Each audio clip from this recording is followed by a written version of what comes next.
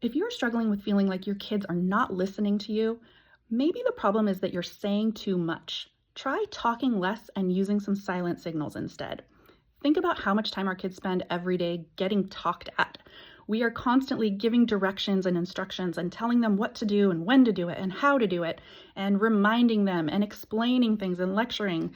And that is a lot of auditory information for these little brains to be processing all day long. It's natural that they're going to start tuning us out. In fact, if we are repeatedly asking our kids to do something, meaning asking them more than once or twice, we're sort of training them to tune us out.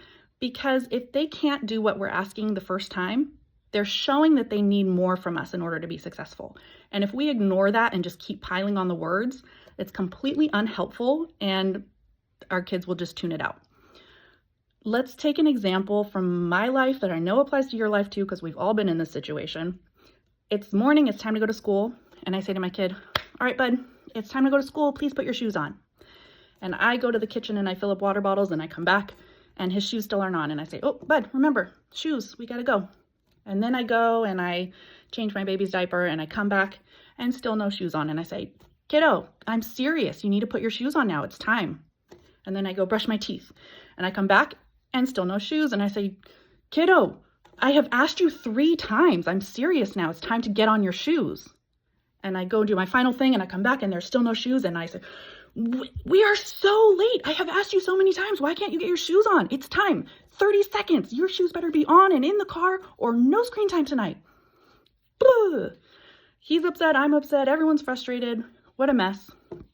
What if instead of that whole clown show, if I had come back after the first time I asked and saw that he didn't have his shoes on, what if I just shut my mouth? No more words. And instead I physically go over and I pick up his shoes and I come to him and I set his shoes down in front of him and I get down on his level and I look him in the eye and I just go. He will put his shoes on every time. Sometimes I'll get a kind of an annoyed, playful eye roll, or sometimes I'll get a like, oops, I forgot.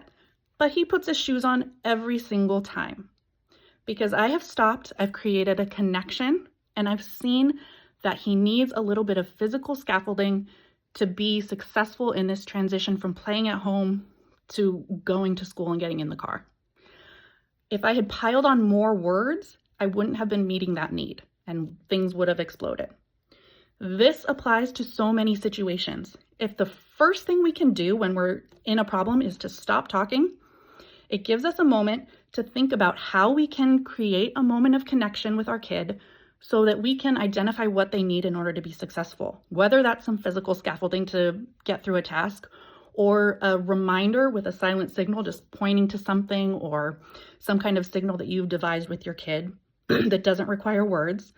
Or even if they're kind of escalated and having a hard time and lots of big feelings, just sitting with them and being present without words. We don't always have to talk to make things okay. Just being quiet and being present with our kids can go a long way.